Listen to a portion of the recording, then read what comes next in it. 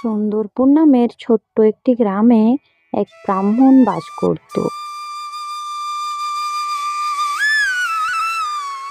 ব্রাহ্মণ রোজ সকালবেলা উঠে নিজের কাজকর্ম সেরে প্রতিদিন লোকের বাড়িতে পুজো করতে যেত। ব্রাহ্মণ ছিল খুব সরল ও সাদাসিধে আর একটু বোকা। প্রতিদিনকার মতো সেদিনও ব্রাহ্মণ এক যজমানের বাড়িতে পুজোতে যাচ্ছিল।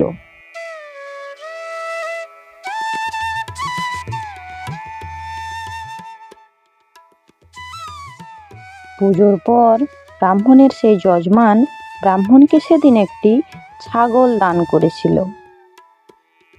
ব্রাহ্মণও সেটা খুশি মনে নিয়ে বাড়ির পথে রওনা দিল।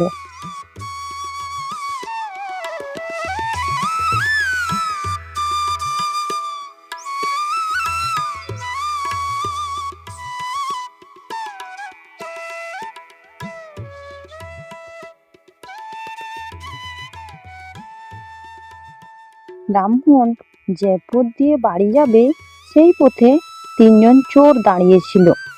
তারা ব্রাহ্মণকে আসতে দেখে ভাবলো ব্রাহ্মণের থেকে কিভাবে ওই ছাগলটা নেওয়া যায়।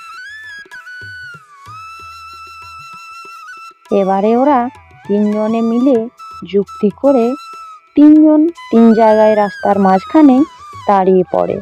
দাঁড়িয়ে থাকা চোরেদের মধ্যে প্রথম জনের কাছে যখন ব্রাহ্মণ এলো, সে ব্রাহ্মণকে জিজ্ঞাসা করলো, এই যে মশাই, দাঁড়ান দাঁড়ান, আপনি একজন ব্রাহ্মণ হয়ে একটা কুকুর নিয়ে বাড়ি ফিরছেন কেন? আরে না ভাই, এ তো কুকুর না, এটা একটা ছাগল। এটা আমি পুজো করতে গিয়ে দানে পেয়েছি। এরপর ব্রাহ্মণ প্রথম চোরের কথায় কান না দিয়ে সে নিজের মতো আবারও হাঁটতে শুরু করলো।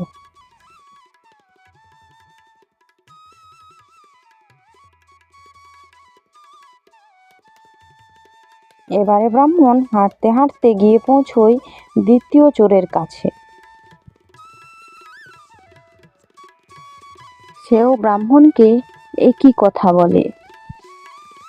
আরে মশাই, আপনি ব্রাহ্মণ মানুষ হয়ে এই দুপুরবেলা একটা কুকুর নিয়ে ঘুরছেন কেন? ব্রাহ্মণ আবারও তাকে বুঝিয়ে বলে, আরে ভাই, এটা কুকুর না, এটা একটা ছাগল। আমি পুজো করতে গিয়ে দানে পেলাম।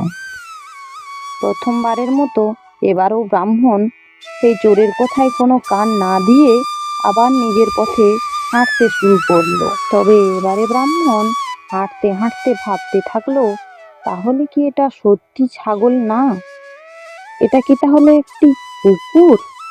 এটা ভেবে হাঁটতে হাঁটতে ব্রাহ্মণ পৌঁছে গেল সেই তৃতীয় জন চোরের কাছে। তৃতীয় চোরটিও ব্রাহ্মণের আসার অপেক্ষায় দাঁড়িয়েছিল। ব্রাহ্মণ চোরের কাছে আসা মাত্রই চোরটি তাকে বলল, এই যে ঠাকুর মশাই, একটি কুকুর নিয়ে কোথায় যাওয়া হচ্ছে? এবারে ব্রাহ্মণ কিছু একটা ভেবে চোরকে বলল, হ্যাঁ ভাই, আমারও তাই মনে হয়। সকাল থেকে যতজনকে পেয়েছি রাস্তায়, সবাই ওই একই কথা বলছে। আমি আর এটা বাড়িতে নিয়ে যাব না। এবারে ব্রাহ্মণ সেই চোরেদের কথার জালে ফেঁসে তার ছাগলটি ওই চোরের কাছে রেখে বাড়িতে চলে যায়।